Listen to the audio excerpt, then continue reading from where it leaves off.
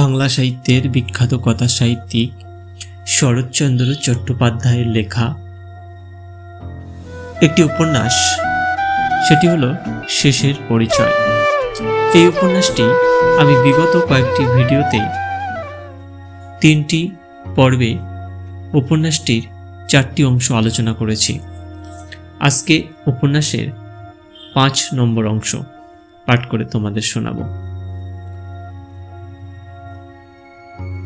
বাসায় পৌঁছিয়া রাখাল 2খানা পত্র পাইল। 2 বিবাহের ব্যাপার। একখানায় বজ্রবিহারী জানাইয়াছেন রেণুর বিবাহ এখন স্থগিত রহিল এবং সংবাদটা নতুন বউকে যেন জানানো হয়। অন্যান্য কয়েকটা মামুলি কথার পরে তিনি চিঠি শেষের দিকে লিখে আছেন, নানান হাঙ্গামায় সম্প্রতি অতিশয় ব্যস্ত, আগামী শনিবারে বিকালের দিকে নিজে তোমার বাসায় গিয়া সমুদয় বিষয় বিস্তারিত মুখে বলিব।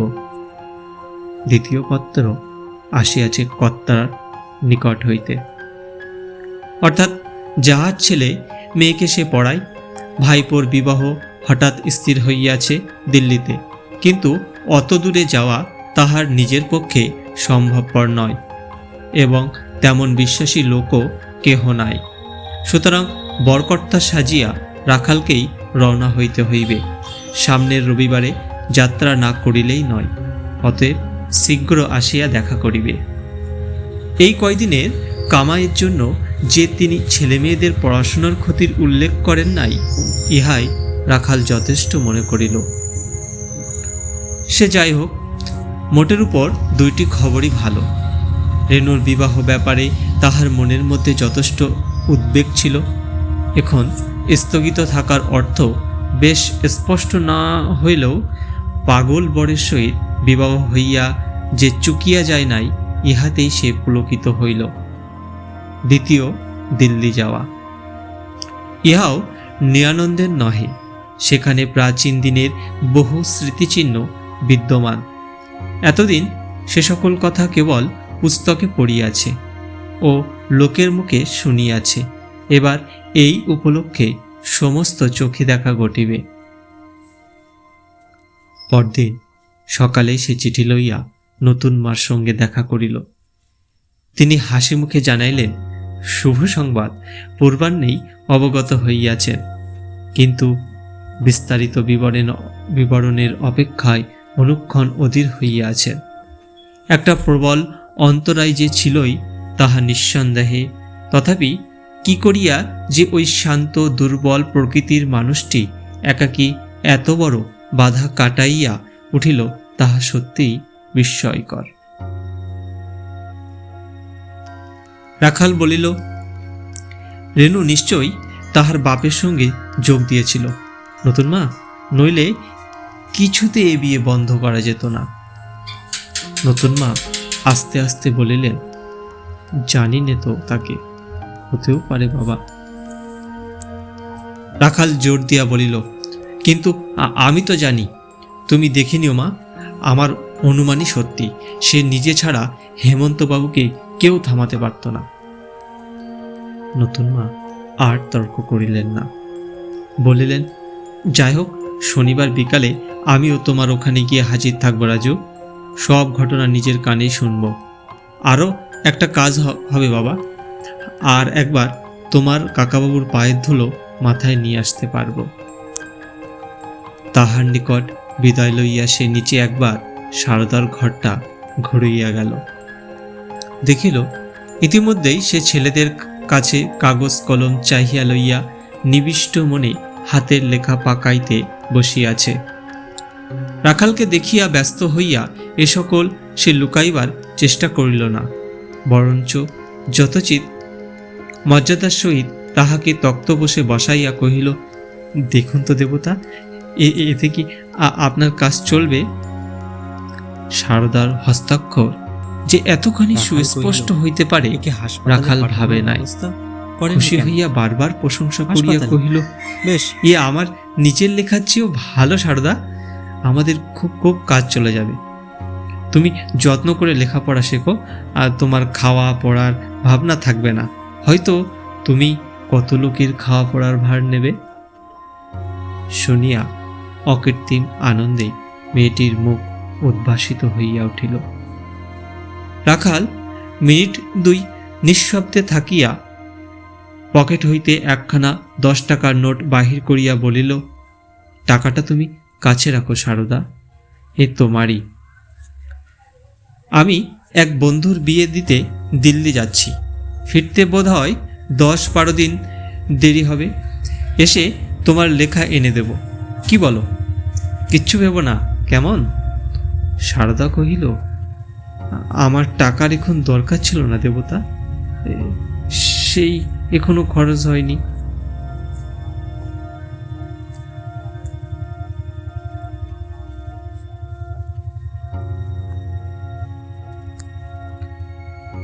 তা হোক, এ টাকাও আপনি শোধ হয়ে যাবে। যদি হঠাৎ আবশ্যক হয় কার কাছে চাইবে বলো? কিন্তু আমার জন্য চিন্তা করো না, যেন আমি যত শীঘ্র পারি চলে আসব, এসেই তোমাকে লেখা দিয়ে যাব। সারদার নিকট বিদায় লইয়া রাখাল তাহার মনিব বাটিতে উপস্থিত হইল। সেখানে কর্তা, গৃহিণী ও তাহাতে বহু বাদ অনুবাদের পর স্থির হইল সমস্ত দলবল লইয়া তাহাকে রবিবার রাত্রির গাড়িতেই যাত্রা করিতে হইবে। গৃহিণী বলিয়া দিলেন, রাখাল, তোমার নিজের বন্ধু বান্ধব কেউ যদি যেতে চায় তো স্বচ্ছন্দে নিয়ে যেও, সব খরচ তাদের। মনে রেখো, এ পক্ষের তুমিই কর্তা, টাকা কড়ি, গয়নাগাটি, জিনিসপত্র সমস্ত দায়িত্ব তোমার। রাখালের সর্বাগ্রে মনে পড়িল তারককে। সে হুঁশিয়ার লোক, তাহাকে সঙ্গে লইতে হইবে, বিনা খরচায় এ সুযোগ নষ্ট করা হইবে না। কেবল একটা আশঙ্কা ছিল, লোকটার এক ঝোঁকা নৈতিক বুদ্ধিকে। সেখানে উচিত অনুচিতের প্রশ্ন উঠিয়া পড়িলে তাহাকে রাজি করানো কঠিন হইবে। কিন্তু ইতিমধ্যে সে যে মাস্টারি লইয়া বর্ধমানে চলিয়া যাইতে পারে, এ কথা তার মনেও হইল না। কারণ তাহার ফিরিয়া আসার অপেক্ষা করিতে না পারুক, একখানা চিঠি লিখিয়াও রাখিয়া যাইবে না, এমন হইতেই পারে না। রবিবারের এখনো 3 দিন বাকি, ইহার মধ্যে সে আসিয়া দেখা করিবেই। না হয় কাল একবার সময় করিয়া তাহাকে নিজেই তারকের মেসে গিয়া খবরটা দিয়া আসিতে হইবে। বাসায় ফিরিয়া রাখাল নানা কাজে ব্যাপৃত হইয়া পড়িল। সে শৌখিন মানুষ, এ কয়দিনের অবহেলায় ঘরের বহু বিশৃঙ্খলা ঘটিয়াছে, যাহার পূর্বে সে সকল ঠিক করিয়া ফেলা চায়। সাহেব বাড়ি হইতে একটা ভালো তোরঙ্গ কেনা প্রয়োজন, বিদেশে চাবি খুলিয়া কেউ কিছু চুরি করিতে না পারে। বরকর্তার উপযুক্ত মর্যাদার জামা কাপড় আলমারিতে কি আছে দেখা দরকার, না থাকিলে তাড়াতাড়ি তৈরি করাইয়া লওয়াও একান্ত আবশ্যক। আর শুধু তারক তো নয়, যোগেশবাবুকেও একবার বলিতে হইবে। তাহার পশ্চিমে যাইবার অনেক দিনের শখ, কেবল অর্থ অভাবেই মিটাইতে পারেন না। অফিসের বড়বাবুকে ধরিয়া যদি 10 ছুটি মঞ্জুর করানো যায় তো যোগেশ আজীবন কৃতজ্ঞ হইয়া থাকিবে। মনিবগৃহ অন্তত একবারও যাওয়া চায়, না হইলে ছোটখাটো ভুলচুক ধরা পড়িবে কেন? আলোচনা দরকার, কারণ বিদেশে সমস্ত দায়িত্বই যে একা তাহার। এই সংক্ষিপ্ত সময়ে এত কাজ কি করিয়া সে যে সম্পন্ন করিবে ভাবিয়া পাইল না। শনিবারের বিকালটা তো কেবল নতুন মা ও বজ্রবাবুর জন্যই রাখিতে হইবে, সেদিন হয়তো কিছুই করা যাইবে না।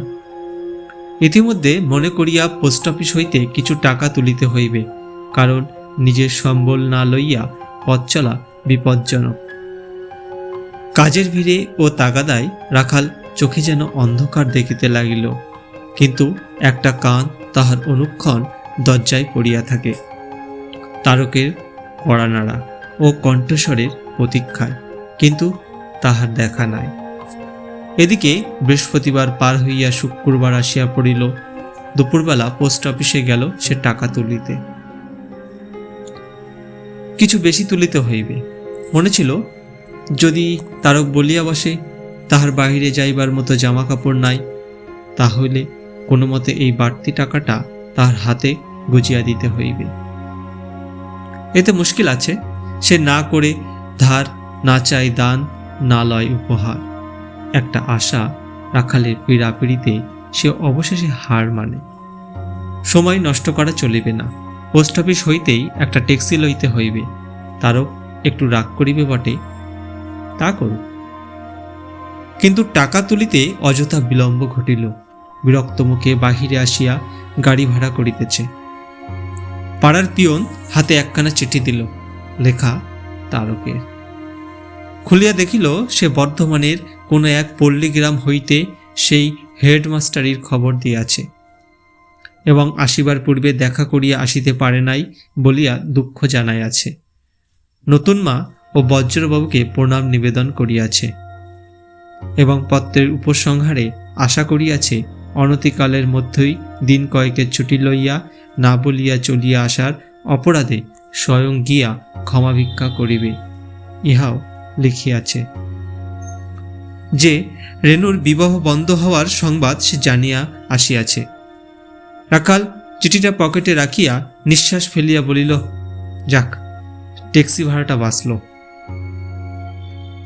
পরদিন বিকালে রাখাল নূতন তরঙ্গে কাপড় চোপড় গুছাইয়া তুলিতেছিল। ফিরিতে দিন দশেক দেরি হইবে। নতুন মা আসিয়া উপস্থিত হইলেন। রাখাল প্রণাম করিয়া চৌকি অগ্রসর করিয়া দিল। তিনি বসিয়া জিজ্ঞাসা করিলেন, কাল রাতেই তোমাদের যেতে হবে বুঝি বাবা? হ্যাঁ মা, কাল সবাইকে নিয়ে রওনা হতে হবে। ফিরতে দিন আষ্টেক দেরি হবে বোধ হয়। হ্যাঁ মা, 8-10 দিন লাগবে। নতুন মা ক্ষণকাল মৌন থাকিয়া জিজ্ঞাসা করিলেন, কটা বাজল রাজু? রাখাল দেয়ালের ঘড়ির পানে চাহিয়া বলিল, 5টা বেজে গেছে। আমার ভয় ছিল আপনার আসতেই হয়তো বিলম্ব হবে, কিন্তু আজ কাকাবাবুই দেরি করলেন। দেরি হোক বাবা, তিনি এলে বুঝি। রাখাল হাসিয়া বলিল, পাগলের সঙ্গে বিয়েটা যখন বন্ধ হয়ে গেছে তখন ভাবনার তো আর কিছুই নেই মা। তিনি না আসতে পারলেও ক্ষতি নেই। নতুন মা মাথা নাড়িয়া বলিলেন, না বাবা, কেবল রেণুই তো নয়, তোমার কাকাবাবু বলেছেন যে আমি কেবলই ভাবি ওই নিরীহ শান্ত মানুষটি না জানি একলা কত লাঞ্ছনা, কত উৎপ্রাণী সহ্য করেছেন। বলিতে বলিতে তাহার চক্ষু সজল হইয়া উঠিল। রাখাল মনে মনে মামাবাবু হেমন্ত কুমারের চাকার মতো মস্ত মুখখানা স্মরণ করিয়া নীরব হইয়া রহিল। এ কাজ যে সহজে হয় নাই তাহা নিশ্চয়। নতুন মা বলিতে লাগিলেন, এ বিয়ে স্থগিত রইল, তিনি এইমাত্র লিখেছেন, কিন্তু কিছুদিনের জন্যে না চিরদিনের জন্যে সে তো এখনো জানতে পারা যায়নি রাজু। রাখাল বলিয়া উঠিল, চিরদিনের জন্যে মা, চিরদিনের জন্যে। ওই পাগলদের ঘরে আপনার রেণু কখনো পড়বে না, আপনি নিশ্চিন্ত হন। নতুন মা বলিলেন, ভগবান তাই করুন, কিন্তু ওই দুর্বল মানুষটির কথা ভেবে মনের মধ্যে কিচ্ছুতে স্বস্তি পাচ্ছি না রাজু। দিনরাত কত চিন্তা, কত রকমের ভয়ই যে হয়, সে আর আমি বলবো কাকে? রাখাল বলিল, কিন্তু ওকে কি আপনার খুব দুর্বল লোক বলে মনে হয় মা? নতুন মা একটুখানি ম্লান হাসিয়া কহিলেন, দুর্বল প্রকৃতির উনি তো চিরদিনই রাজু, তাতে আর সন্দেহ কি? রাখাল বলিল, দুর্বল লোকে কি এত আঘাত নিঃশব্দে সইতে পারে মা? জীবনে কত ব্যথায় যে কাকাবাবু সহ্য করেছেন সে আপনি জানেন না, কিন্তু আমি জানি। ওই যে উনি আসছেন। খোলা জানলার ভিতর দিয়া বজ্রবাবুকে সে দেখিতে পাইয়াছিল। তাড়াতাড়ি উঠিয়া দরজা খুলিয়া দিল এবং তিনি ভিতরে প্রবেশ করিলে সে একপাশে সরিয়া দাঁড়াইল। নতুন মা কাছে আসিয়া গলায় আঁচল দিয়া প্রণাম করিয়া পায়ের ধুলা মাথায় লইয়া উঠিয়া দাঁড়াইলেন।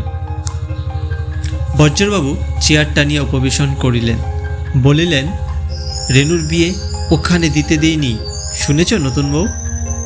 হ্যাঁ শুনেছি, বোধহয় খুব গোলমাল হলো। সে তো হবেই নতুন বউ, তুমি নির্বিরোধী মানুষ, শান্ত মানুষ। আমার বড় ভাবনা ছিল কি করে তুমি এ বিয়ে বন্ধ করবে। বজ্রবাবু বলিলেন, শান্তি আমি ভালোবাসি, বিরোধ করতে কিছুতে মন চায় না, এ কথা সত্যি। কিন্তু তোমার মেয়ে, অথচ তোমারই বাধা দেবার হাত নেই, কাজেই সব ভার এসে পড়ল আমার উপর। একাকী আমাকেই তা বইতে হলো। সেদিন আমার বারবার কি কথা মনে হচ্ছিল জানো নতুন বউ? মনে হচ্ছিল, আজ যদি তুমি বাড়ি থাকতে, সমস্ত বোঝা তোমার ঘাড়ে ফেলে দিয়ে আমি গড়ের মাঠে একটা বেঞ্চিতে শুয়ে রাত কাটিয়ে দিতাম। তাদের উদ্দেশ্যে মনে মনে বললাম, আজ সে থাকলে তোমরা বুঝতে জুলুম করার সীমা আছে। সকলের উপরের সব কিছু চালানো যায় না। সবিতা অধোমুখে নিঃশব্দে বসিয়া রহিল। সেদিনের পুঙ্খানুপুঙ্খ বিবরণ জিজ্ঞাসা করিয়া জানিবার সাহস তার হইল না। রাখালও তেমনি নির্বাক স্তব্ধ হইয়া রহিল। বজ্রবাবু নিজে হইতে ইহার অধিক ভাঙ্গিয়া বলিলেন না। মিনিট 2-3 সকলকেই চুপ করিয়া থাকার পরে রাখাল বলিল, কাকাবাবু, আজ বড় আপনাকে ক্লান্ত দেখাচ্ছে। বজ্রবাবু বলিলেন, তার হেতু যথেষ্ট আছে রাজু। এই 6-7 দিন কারবারের কাগজপত্র নিয়ে ভারী খাটতে হয়েছে। রাখাল সভয়ে জিজ্ঞাসা করিল, সব ভালো তো কাকাবাবু? বজ্রবাবু বলিলেন, ভালো একেবারেই নয়। সবিতাকে উদ্দেশ্য করিয়া বলিলেন, তোমার সেই টাকাটা আমি বছরখানেক আগে তুলে নিয়ে ব্যাংকে রেখেছিলাম। ভেবেছিলাম আমার নিজের কারবারের চেয়ে বরঞ্চ এদের হাতেই ভারের ভয়ের সম্ভাবনা কম। এখন দেখছি ঠিকই ভেবেছিলাম। এখন এর ওপরেই ভরসা নতুন বউ, এটা না নিলেই এখন নয়। সবিতা এবার মুখ তুলিয়া চাহিলেন, বলিলেন, না নিলে কি নষ্ট হওয়ার ভয় আছে? আছে বই কি নতুন বউ, বলা তো যায় না। সবিতা চুপ করিয়া রহিলেন। বজ্রবাবু কহিলেন, কি বলো নতুন বউ, চুপ করে রইলে যে?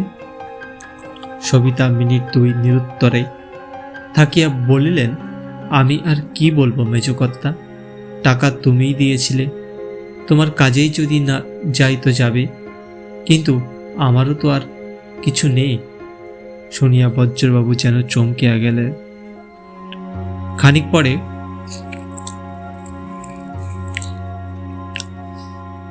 ধীরে ধীরে বলিলেন, ঠিক কথা নতুন বউ।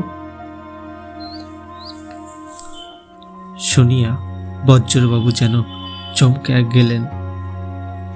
খানিক পরে ধীরে ধীরে বলিলেন, ঠিক কথা নতুন বউ, এই দুঃসাহস করা আমার চলে না। তোমার টাকা আমি তোমাকে ফিরিয়ে দেব। কাল একবার আসবে, যদি আসতে বলো আসবো। আর তোমার গয়নাগুলো, তুমি কি রাগ করে বলছো মেজকর্তা? বজ্রবাবু সহসা উত্তর দিতে পারিলেন না। তার চোখের দৃষ্টি বেদনায় মলিন হইয়া উঠিল। তারপরে বলিলেন, নতুন বউ, যার জিনিস তাকে ফিরিয়ে দিতে যাচ্ছি, আমি রাগ করে? এমন কথা আজ তুমি ভাবতে পারলে? সবিতা নতমুখে নীরবে হইয়া রহিলেন। বজ্রবাবু বলিলেন, আমি একটু রাগ করিনি নতুন বউ, সরল মনেই ফিরিয়ে দিতে চাইছি। তোমার জিনিস তোমার কাছেই থাক, ও ভার বয়ে বেড়াবার আর আমার সামর্থ্য নেই। সবিতা এখনো তেমনি নির্বাক হইয়া রহিলেন, কোনো জবাবই দিতে পারিলেন না। সন্ধ্যা হয়।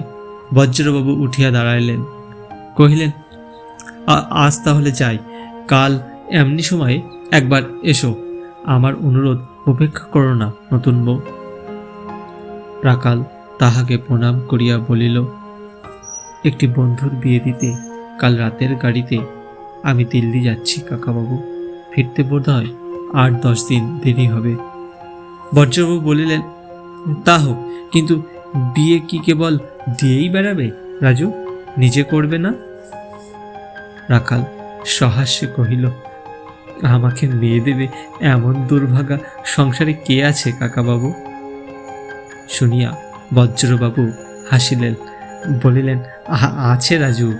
যারা আমাকে মেয়ে দিয়েছিল সংসারে তারা আজও লোপ পায়নি। তোমাকে মেয়ে দেবার দুর্ভাগ্য তাদের চেয়ে বেশি নয়। বিশ্বাস নয় তোমার নতুন মাকে বরঞ্চ আড়ালে জিজ্ঞাসা করো, তিনি সায় দেবেন। চললাম নতুন বউ, কাল আবার দেখা হবে। সবিতা কাছে আসিয়া পায়ের ধুলো লইয়া প্রণাম করিলেন। তিনি অস্ফুটে বোধ হয় আশীর্বাদ করিতে করিতেই বাহির হইয়া গেলেন। পরদিন ঠিক এমনই সময়ে বজ্রবাবু আসিয়া উপস্থিত হইলেন।